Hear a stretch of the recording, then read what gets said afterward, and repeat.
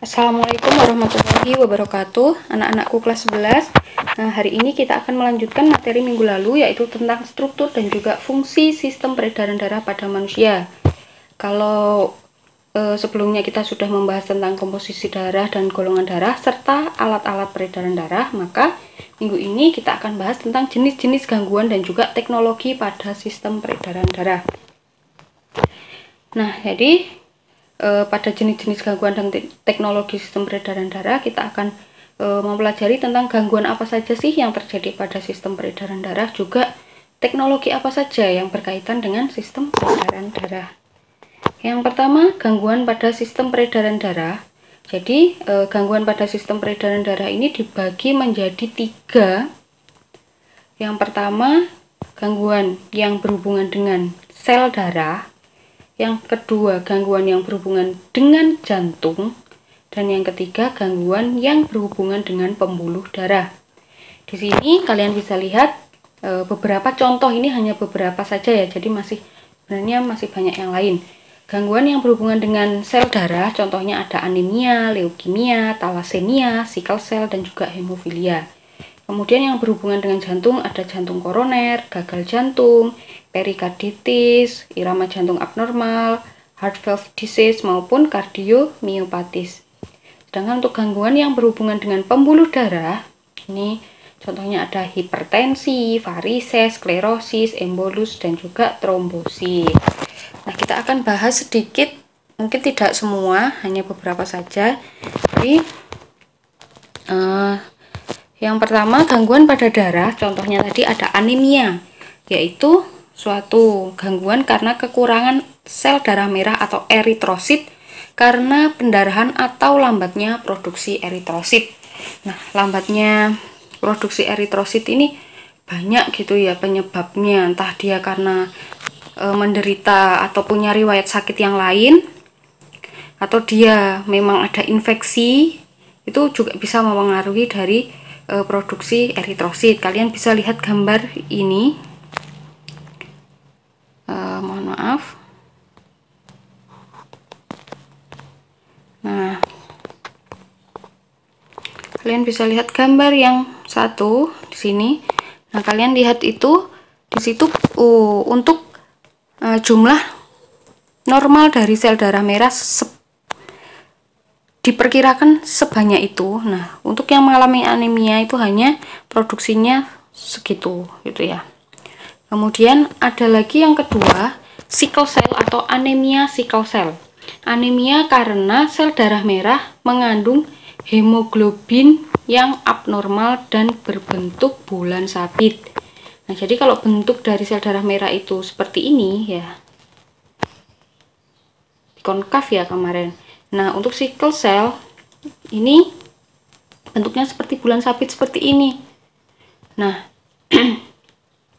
akibatnya apa kalau dia bentuknya saja seperti bulan sabit? Kan abnormal ya. Seharusnya misal dia bisa membawa oksigen 100%, karena bentuknya dia tidak sempurna, dia mungkin hanya bisa membawa 50%. Akhirnya apa yang terjadi? Seseorang yang menderita sickle cell, dia akan mengalami kekurangan oksigen atau bisa menderita anemia gitu.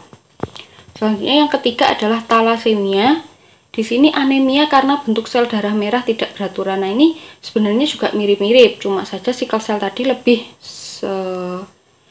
seperti bulan sabit, sedangkan thalassemia di sini bentuknya itu tidak beraturan. Kalian bisa lihat pada gambar yang ketiga ini. Jadi thalassemia ini bentuk sel darah merahnya tidak beraturan. Ini sama ya, karena bentuk tidak beraturan, maka kapasitas dia dalam pengangkutan oksigen juga tidak maksimal, sehingga bisa menyebabkan anemia gitu. Selanjutnya ada hemofilia. Hemofilia ini merupakan darah sukar membeku karena faktor hereditas, karena mengalami defisiensi faktor 8 anti hemofilia. Nah, jadi sebenarnya tubuh kita itu punya kemampuan sendiri untuk penghentian luka ya. Jadi kalau kemarin kita sudah membahas trombosit, jadi tubuh kita itu memiliki trombosit yang berfungsi untuk pembekuan darah. Nah, seseorang yang menderita hemofilia di sini itu dia karena mengalami kekurangan faktor 8 atau anti hemofilia, sehingga darahnya ini dia itu susah untuk membeku. Jadi bisa dalam waktu 1 jam, setengah jam itu dia biasanya, kalau orang normal mungkin sudah berhenti ya dengan luka seperti ini, tapi orang hemofilia dia tidak akan membeku darahnya, dia akan terus cair dan terus keluar seperti itu. Nah, hemofilia ini itu diturunkan ya, diturunkan dari orang tua biasanya, karena di sini dia terikat faktor hereditas. Jadi penyakit ini itu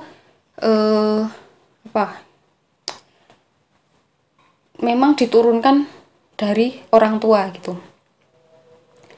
Selanjutnya yang kelima ada leukemia atau kanker darah, di mana leukosit atau sel darah putih bertambah banyak secara tidak terkendali ya. Jadi leukemia ya yang disebut kanker darah. Jadi di sini produksi sel darah putih itu tidak bisa terkontrol ya, namanya kanker. Sel kanker itu memang pertumbuhannya sangat cepat, sulit dikontrol. Kemudian karena produksi sel darah putih ini semakin banyak, sedangkan kita sudah tahu kan bahwa sel darah putih juga fungsinya adalah makrofag atau memakan sel yang lain, sehingga si sel darah putih ini nanti akan memakan sel-sel darah merah yang masih sehat gitu. Harusnya dia memakan sel-sel darah merah yang sudah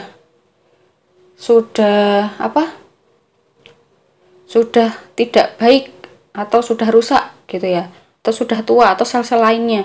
Tapi karena dia tadi menjadi kanker, dia sifatnya seperti buta gitu, nggak bisa dikendalikan. Jadi dia akan memakan sel-sel yang sehat seperti itu. Kemudian yang keenam ini tadi nggak dari contoh, Ustazah hanya memberikan sedikit gambaran. Ada penyakitnya namanya erythroblastosis fetalis, di mana rusaknya eritrosit bayi karena darah bayi menolak darah ibu akibat perbedaan resus ibu, di mana resus ibu itu ada RH positif, sedangkan RH bayinya resus negatif. Jadi kalau kemarin kita hanya membahas golongan darah itu A, B, O, ternyata sebenarnya juga ada penggolongan darah berdasarkan resus positif dan juga resus negatif. Nah ini mungkin entah kalian sudah pernah membaca suatu novel atau bagaimana. Jadi ada cerita bahwa seorang ibu sering sekali mengalami keguguran, bahkan dia berkali-kali hamil tetapi terus saja keguguran. Ternyata setelah diselidiki, antara si bayi dengan si ibu ini memiliki resus yang berbeda. Ya, seperti contoh ini di sini ibunya memiliki resus positif sedangkan anaknya resus negatif. Nah, kemudian si antibodinya ibu, dia mengenali resus negatif dari bayi ini sebagai musuhnya, sehingga dia akan terus dilawan oleh antibodi si ibu, sehingga si janin ini tidak bisa bertahan sehingga mengalami keguguran berkali-kali seperti itu. Selanjutnya tentang gangguan pada jantung. Contohnya yang pertama jantung koroner. Di sini akibat arteriosklerosis pada arteri koronaria atau penyempitan pembuluh darah pada arteri koronaria. Kemudian ada gagal jantung akibat pecahnya pembuluh kapiler yang akan menuju jantung. Kemudian ada angina pectoris akibat penyumbatan pembuluh darah pada arteri koronaria juga. Kemudian ada hipertensi, tekanan darah lebih dari 150/100 mm/Hg, yang mana hipertensi atau darah tinggi ini dapat menyebabkan pembuluh darah pecah. Dan apabila pembuluh darah yang pecah itu di otak, maka bisa mengakibatkan stroke. Kemudian ada hipotensi, yaitu tekanan darah kurang dari 70/80 mm/Hg dan dapat menyebabkan tubuh mudah lemas. Selanjutnya ada takikardia, denyut jantung melebihi normal, jadi lebih cepat. Sedangkan bradikardia, denyut jantung kurang dari normal atau detaknya itu lebih lambat daripada orang normal biasanya. Ini gambar yang pertama menunjukkan jantung koroner, di mana terjadi penyumbatan di sini ya. Ada penyumbatan pada pembuluh arteri. Sedangkan untuk gambar yang kedua ini contoh atau gambaran dari gagal jantung gitu ya. Terjadi pecahnya pembuluh kapiler yang akan menuju jantung. Selanjutnya, gangguan pada pembuluh darah. Ini contohnya ada abrasi, yaitu peradangan pembuluh darah yang menyisakan luka dan juga plak. Nah, ini kemudian ada arteriosklerosis. Arteriosklerosis yang tadi pada sebelumnya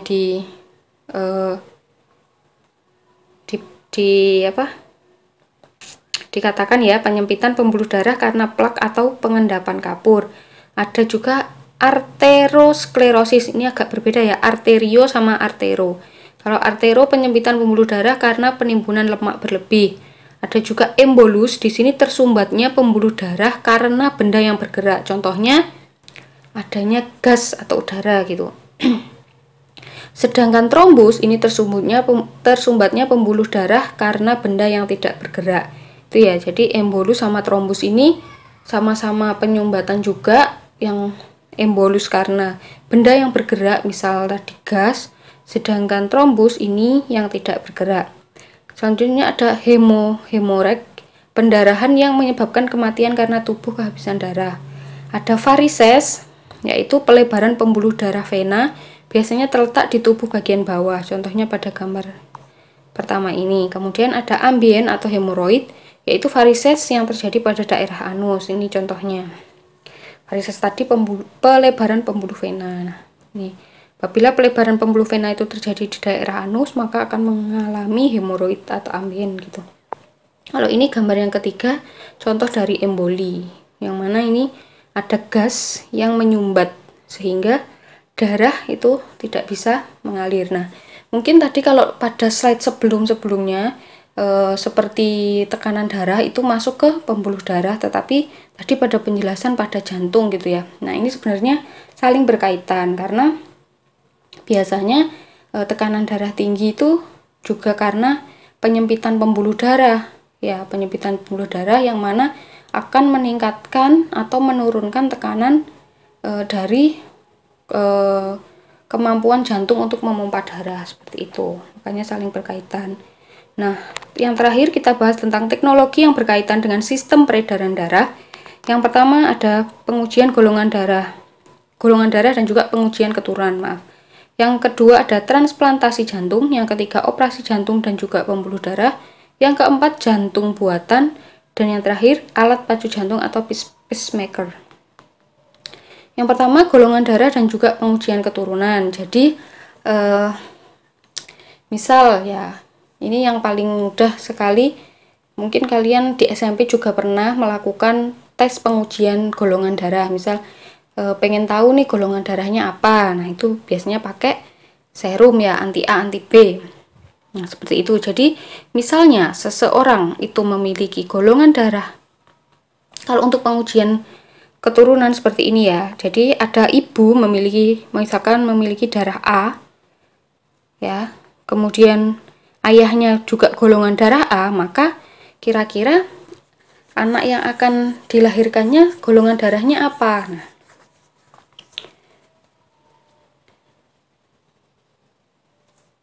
kemungkinan jika ibunya A, bapaknya A, ya anaknya juga A dengan alelnya IA gitu. Ini ya. Atau homozigot. Nah, jadi itu tadi teknologi yang pertama adalah untuk pengujian golongan darah dan juga pengujian keturunan. Selanjutnya yang kedua adalah transplantasi jantung, yaitu mengganti jantung yang tidak berfungsi dengan baik dengan jantung yang baru. Yang mana pada proses transplantasi faktor-faktor yang harus diperhatikan antara lain usia, jenis kelamin, dan juga kecocokan donor organ. Nah, kalian kan sudah pernah saya kasih tugas untuk tentang donor ya, transplantasi organ. Nah, ini salah satunya transplantasi jantung. Kenapa mungkin banyak terjadi penolakan gitu, karena banyak faktor yang harus diperhatikan. Selanjutnya yang ketiga, operasi jantung dan juga pembuluh darah. di mana seseorang penderita jantung koroner itu ternyata dapat diobati dengan melakukan operasi bypass. Prinsipnya dengan mencangkokkan pembuluh darah baru yang menuju jantung, di mana pembuluh darah yang dicangkokkan ini dapat berasal dari pembuluh darah pada kaki. Yang keempat, jantung buatan. Ini pertama dibuat oleh Dr. Robert Kejarvik pada tahun 1982 yang terbuat dari polyester dacron, plastik dan juga aluminium. Yang terakhir adalah alat pacu jantung, yaitu sebuah alat kecil bertenaga listrik yang digunakan untuk membantu jantung berdetak lebih teratur, sehingga jantung dapat memompa darah ke seluruh tubuh dengan optimal. Jadi kalau biasanya ini yang menderita tadi, yang detak jantungnya lebih cepat atau lebih ringan, itu bisa menggunakan alat pacu jantung ini. Nah, alatnya seperti itu dan dipasang di sini gitu ya. Nah, jadi demikian yang bisa Ustazah sampaikan.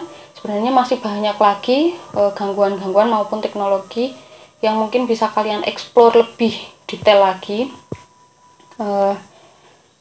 Mohon maaf karena Ustazah hanya bisa menyampaikan seperti ini. Terima kasih atas segala perhatiannya. Sampai jumpa minggu depan. Wassalamualaikum warahmatullahi wabarakatuh.